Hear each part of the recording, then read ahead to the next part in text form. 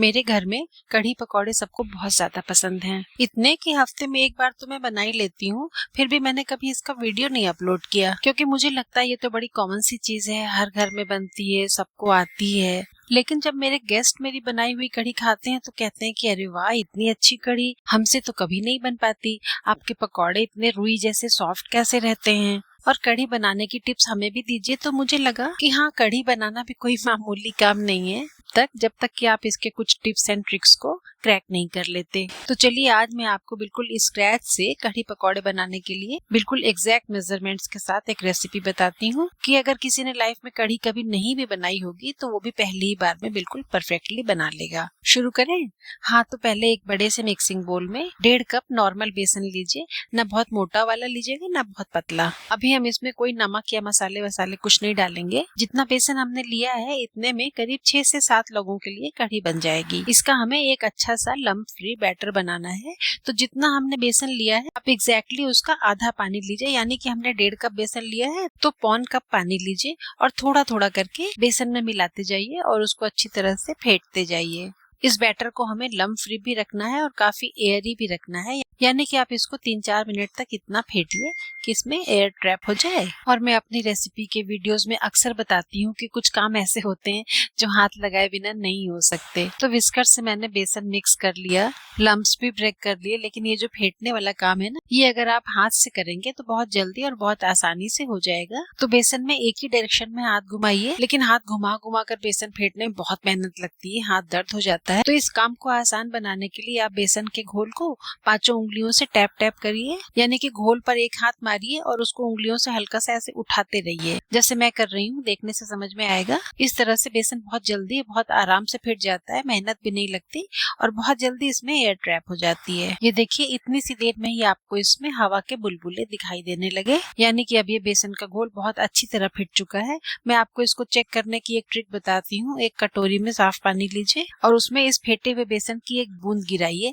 ये बूंद पानी के ऊपर तैरने लगेगी। देखिए, मैं थोड़ी बड़ी बूंद डालकर भी आपको दिखा रही हूँ, पानी के ऊपर तैर रही है। और अगर बेसन अच्छी तरह से फिटा नहीं होगा, यानी कि इसमें एयर नहीं होगी, तो बेसन के घोल की ये बूंद पानी में डूब जाएगी, तैरेगी नहीं। तो कम मेहनत और कम टाइम में बेसन फेंटने की ये ट्रिक अगर आपको अच्छी लगी हो तो जरा सा हाथ रोककर वीडियो को लाइक कर दीजिए। और अब हम इस बेसन के घोल में नमक, हल्दी, थोड़ी सी लाल मिर्च पाउडर, थोड़ा सा अजवाइन और हींग, ये सारी चीजें डालकर इसे बेसन के घोल में अच्छी तरह से मिक्स कर देंगे। आप सोचेंगे बेसन में ये सारी चीजें हमने पहले ही क्यों नहीं मिला दी? तो पहले नहीं मिलाते हैं क्योंकि मसालों से, खासतौर से नमक से थोड़ा थोड़ा पानी रिलीज होता है। तो जब पानी रिलीज हो जाता है वो घोल में एयर को ट्रैप नहीं होने देता। फिर आप बेसन को कितना भी फेंटेंगे, बेसन इस तरह से ना हल्का होगा ना पानी के ऊपर तैरेगा, और जब उसमें एयर ट्रैप नहीं होगी तो आपके पकौड़े बिल्कुल भी अच्छे नहीं बनेंगे। इसलिए ये सारी चीजें हम बेसन फेंटने के बाद मिलाते हैं। सिंपल। हाँ, तो पकौड़े का घोल तो बन गया, लेकिन पकौड़े बनाना भी कोई कम कला का काम नहीं है। यूं ही उल्टा सीधा डाल दीजिए, बिल्कुल अच्छे नहीं बनेंगे। कढ़ाई में तेल डालकर साइड में थोड़ा सा पानी भी रख दीजिए, इससे तेल थोड़ा कम जलता है। अक्सर वीडियोस में मैंने देखा है कि कुछ डीप फ्राई करना हो तो लोग कढ़ाई में बिल्कुल ऊपर तक भर के तेल डाल देते हैं, लेकिन वो बाद में उस जले हुए बचे तेल का क्या करते हैं ये नहीं बताते। जबकि अब तो सारी दुनिया जानती है कि जले हुए तेल को फिर से यूज करना जहर खाने के बराबर है। तो इसलिए मैंने सिर्फ उतना ही तेल लिया है जितने में पकौड़े भी अच्छी तरह से बन जाएंगे और सारा का सारा तेल कढ़ी बनाने में यूज भी हो जाएगा। हाँ, तो जब तेल के ऊपर दूर से हाथ रखने पर आंच महसूस होने लगे तब फ्लेम को मीडियम पर सेट कर दीजिए और कढ़ाई के बीचों बीच अपने मनपसंद साइज के पकौड़े डाल दीजिए। मेरा हाथ कुछ ऐसा सेट हो गया है कि मुझसे छोटे साइज के ही पकौड़े बन पाते हैं। कितनी भी कोशिश करूं इससे बड़े नहीं हो पाते। तो आप अपनी पसंद के हिसाब से साइज देख लीजिए। हाँ, कोशिश ये करिएगा कि जब तेल में आप पकौड़े डालिए तो बीचों बीच डालिएगा। आप देखिए, मैं साइड में डाल रही हूँ आपको दिखाने के लिए सिर्फ कि जो पकौड़े आप साइड में डालते हैं उसमें तेल कम होता है तो ये थोड़े से चपटे से हो जाते हैं। हालांकि टेस्ट में कोई फर्क नहीं आएगा, सॉफ्टनेस भी बीच वाले फूले हुए पकौड़ों की तरह ही रहेगी, लेकिन वो दिखने में थोड़े चपटे चपटे से हो जाएंगे तो अच्छे नहीं लगेंगे। और जो पकौड़े हमने तेल में बीचों बीच डाले हैं वो आप देख ही रहे हैं कितनी अच्छी तरह से गोल गोल फूले हुए बन रहे हैं। तो कोशिश ये करिएगा कि तेल में बीचों बीच में ही पकौड़े डालिए, साइड साइड में मत डालिए। मीडियम फ्लेम पर इन पकौड़ों को फ्लिप करते हुए क्रिस्पी सा गोल्डन सा फ्राई कर लीजिए। और जब ये तैयार हो जाएंगे तो इनका कलर भी चेंज हो जाएगा और जब ये आपस में टकराएंगे तो एक खनखनाहट की सी आवाज आएगी। तो अच्छी तरह से तेल छानते हुए आप इन्हें तेल से निकाल कर किसी प्लेट या बोल में रख लीजिए और जितना भी घोल बचा हुआ है 2-3 बैच में करके उसके सारे पकौड़े बना करके रख लीजिए। फ्लेम को मीडियम पर ही मेंटेन रखिएगा, बहुत हाई मत करिएगा वरना पकौड़े अंदर से कच्चे रह जाएंगे, ऊपर से जल जाएंगे। और बहुत लो भी मत करिएगा वरना पकौड़े चपटे चपटे से हो जाएंगे और बहुत ज्यादा तेल सोख लेंगे। अब आप यहाँ पर देख रहे हैं कि जितना भी बैटर था सब पकौड़े बन चुके हैं और कढ़ाई में सिर्फ बहुत थोड़ा सा तेल बचा है। बाकी की कढ़ी बनाने के लिए इतना तेल मैं आपको नाप भी दिखा देती हूँ। घर में जो सर्विंग स्पून होते हैं उससे करीब ये 2 चम्मच के बराबर तेल है। अगर बाई चांस पकौड़े बनाने के बाद थोड़ा ज्यादा तेल बच जाए तो आप तेल कम कर दीजिए। कढ़ाई में सिर्फ 2 टेबल स्पून ऑयल छोड़िए और बाकी का निकाल दीजिए। मैं आपको तैयार पकौड़े भी दिखा दूं। देखने से ही समझ में आ रहा है कि कितने क्रिस्पी बने हैं, सब में एयर स्पेस भी है।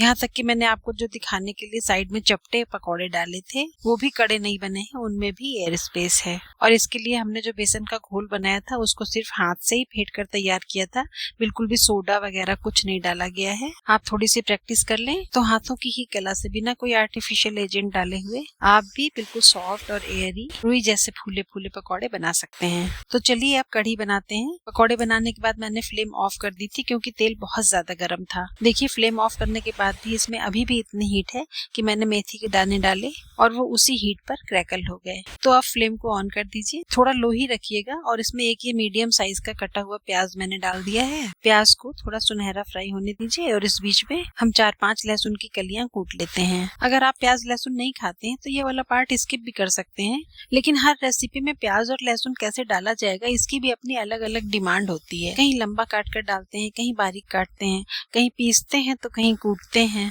तो कढ़ी में जो हम लहसुन डालते हैं मैंने नोटिस किया है कि जब हम उसे इस तरह से कूट कर डालते हैं तो उसका एक अलग ही फ्लेवर आता है। वो अगर आप सेम क्वांटिटी के लहसुन काट कर डालें या पीस कर डालें वो टेस्ट नहीं आता है। तो इस कुटे हुए लहसुन को कटोरी में लेकर थोड़ा सा पानी डालिए, उसी में थोड़ी हल्दी डाल दीजिए, थोड़ा लाल मिर्च पाउडर और बस 1-2 मिनट के लिए इसे पानी में फूल जाने दीजिए। इधर प्याज भी अच्छी तरह से फ्राई हो गया है तो इस फ्राई किए हुए प्याज में ये कुटे हुए लहसुन के साथ जो हल्दी और मिर्च का घोल बनाकर रखा था वो डाल दीजिए। आप देख ही रहे हैं कि शुरू से हम इसमें मसालों के नाम पर कोई जीरा, काली मिर्च, लौंग, इलायची वगैरह कुछ नहीं डाल रहे हैं, फिर भी ये कढ़ी इतनी टेस्टी बनने वाली है कि जब आप ट्राई करेंगे तो खुद अपने आप से कहेंगे कि वाह क्या कढ़ी बनी है।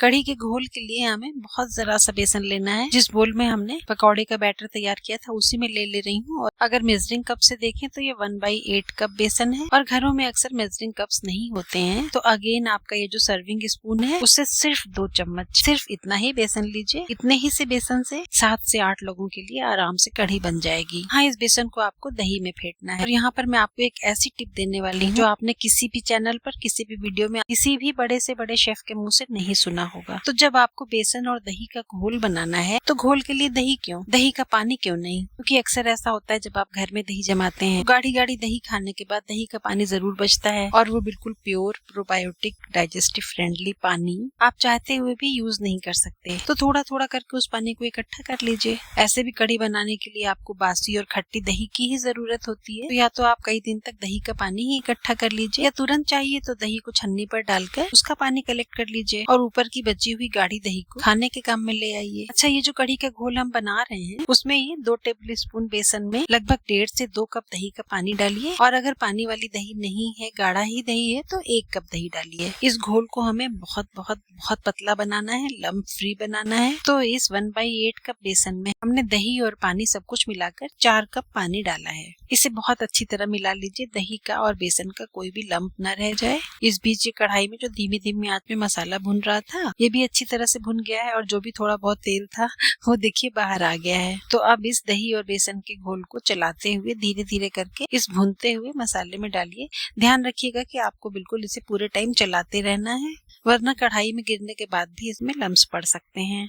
और कहीं आपको ऐसा तो नहीं लग रहा है कि मैंने कढ़ी बहुत ज्यादा पतली बना दी है, 4 कप पानी बहुत हो गया? तो ऐसा बिल्कुल भी नहीं है। अभी जैसे जैसे कढ़ी पकती जाएगी वैसे वैसे गाढ़ी होती जाएगी। अच्छा, मुझे आपसे एक बात पूछनी थी। ये वीडियो अभी तक देखकर आपको कहीं ना कहीं तो लगा ही होगा कि कढ़ी जैसी सिंपल चीज में भी इतने सारे ट्रिक्स और हैक्स होते हैं। तो मैं आपको बताऊं कि मेरे हर वीडियो में इसी तरह से बहुत सारे किचन हैक्स, रेसिपी से related useful tricks and tips और हेल्थ एंड डाइजेशन से जुड़ी हुई बहुत सारी काम की बातें होती है। जैसे की अभी मैंने कढ़ी के घोल में लाल मिर्च बहुत कम डाली है क्योंकि वो टेस्टी तो बहुत होती है लेकिन आपकी आंतों के लिए बिल्कुल भी अच्छी नहीं होती। थोड़ी मात्रा में खा लेने में कोई बुराई नहीं है लेकिन अच्छा टेस्ट चाहिए तो लाल मिर्च के साथ साथ इस तरह से 2 हरी मिर्चें भी स्लिट करके कढ़ी के घोल में डाल दीजिए। फ्लेवर तो वही ऑथेंटिक आएगा, लेकिन हरी मिर्च से आपको मिलेंगे बहुत सारे antioxidants, vitamin A, C, D, K, iron, और ये आपने बिल्कुल नहीं सोचा होगा। हाँ, हरी मिर्च सुपर फूड भी होती है, इसीलिए उसे अपने खाने में शामिल करना बहुत जरूरी होता है। तो इसी तरह की बहुत सारी काम की बातें जानने के लिए मेरा चैनल तो आप सब्सक्राइब कर ही चुके होंगे, नहीं किया है तो आप कर लीजिए, क्या ही बुरा है। और हाँ, कढ़ी में जब उबाल आ जाए नमक तभी डालिएगा। और कढ़ी ही क्यों, जब भी कभी आप कोई और भी सब्जी बना रहे हो जिसमें आपने मसाले में दही यूज किया हो तो उसमें नमक हमेशा बाद में डालिएगा। दही के पकने से पहले अगर आप नमक डाल देंगे तो दही अक्सर फट जाती है। तो अभी आप देखिए कढ़ी में कितनी अच्छी तरह से उबाल आ गया है। ये उबाल सिर्फ ताजी बनती हुई कढ़ी में ही आता है। आपने कहावत सुनी होगी ना कि बासी कढ़ी में कभी उबाल नहीं आता। खैर वो सब अलग बातें हैं। तो कढ़ी में उबाल आने के बाद ही इसमें नमक डालिए, 1 चुटकी गरम मसाला पाउडर डालिए। और जब शुरू में हमने कढ़ी का घोल बनाया था, इतना ज्यादा पानी डाला था, आपको तभी लग रहा था कि पानी बहुत हो गया, लेकिन पानी बहुत नहीं था। अभी हम यहाँ पर 1 कप पानी और डालेंगे, क्योंकि कढ़ी की कंसिस्टेंसी वैसे तो परफेक्ट हो चुकी है, लेकिन जब हम इसमें पकौड़े डालेंगे तो काफी सारा पानी पकौड़े भी सोख लेते हैं। तो उबलती हुई कढ़ी में पकौड़े डालने का टाइम आ चुका है, लेकिन ये थोड़े से अच्छे पकौड़े मैंने चाय के साथ खाने के लिए रख लिए और बाकी सारे पकौड़े अब मैं कढ़ी में डाल देती हूँ। धीरे धीरे डालिएगा, वरना इसके छींटे उछल करके आपके हाथ पर या मुंह पर पड़ सकते हैं। आराम से सारे पकौड़े कढ़ी में डाल दीजिए और इसको पकौड़ों के साथ जब फिर से एक उबाल आ जाए तो फ्लेम को मीडियम कर दीजिए और धीमी आंच पर 4-5 मिनट के लिए पक जाने दीजिए। और इस बीच में हम कढ़ी पर डालने के लिए एक बहुत ही शानदार और यूजफुल ट्रिक के साथ एक अच्छा सा तड़का तैयार करते हैं। इंग्रेडिएंट्स तो वही हैं जो हमेशा होते हैं, यानी कि करी पत्ता, राई और खड़ी लाल मिर्च के साथ थोड़ी सी हींग। तो इसमें ट्रिक क्या है? ट्रिक ये है कि जब हम गरम देशी घी में धुले हुए करी पत्ते और राई डालते हैं तो वो बहुत ज्यादा उछलता है, गंदगी भी होती है, स्किन पर भी पड़ता है। इससे बचने की ट्रिक मैं आपको बताती हूँ। पहले कढ़ी को डोंगे में कैसे खाली करना है वो भी ट्रिक देख लीजिए। अगर आप उसको अपनी तरफ करके डालेंगे तो गरम कढ़ी से बहुत ज्यादा छींटे उड़ेंगे, आपके कपड़ों पर पड़ेंगे, हाथों पर पड़ेंगे। गरम कढ़ी से आपके हाथ जल सकते हैं। तो कढ़ाई का मुंह अपनी तरफ ना करके दूसरे साइड करिए और सारी कढ़ी फटाफट से दूसरे डोंगे में पलट दीजिए। आपके किचन स्लैब पर या हाथों पर या आपके कपड़ों पर एक भी छींटा नहीं पड़ेगा। कितनी इजी और टाइम सेविंग हैक है। इतनी ज्यादा कढ़ी अगर आप कलछुल से निकाल कर डाल रहे होते तो अभी तो डाल ही रहे होते। खैर, तड़के की बात ये थी कि ऐसा क्या करें कि घी और राई उछलकर स्लैब पर न गिरे। तो इसके लिए आप तड़का पैन में राई, करी पत्ता और मिर्चें पहले से डाल दीजिए और फ्लेम को ऑन करने के बाद ऊपर से घी डालिए। घी धीरे धीरे गर्म होगा तो राई और करी पत्ते उसी में धीरे धीरे सिक जाएंगे और बिल्कुल भी नहीं उड़ेंगे। और जब तड़का तैयार हो जाए तो इसे कढ़ी के ऊपर डालकर ढक्कन तुरंत बंद कर दीजिए। 5 मिनट के अंदर तड़के का फ्लेवर और एरोमा पूरी कढ़ी में अच्छी तरह से सर्कुलेट हो जाएगा। और अब मैं ढक्कन खोलकर आपको दिखाती हूँ जो मैंने शुरू में कहा था, रुई जैसे सॉफ्ट, स्पंजी और फूले पकौड़े, अंदर तक बिल्कुल जूसी और बनाना बेहद आसान। तो आप आज ही ट्राई कीजिए। अपना फीडबैक मेरे साथ जरूर शेयर कीजिएगा। हम फिर मिलते हैं। Bye, take care.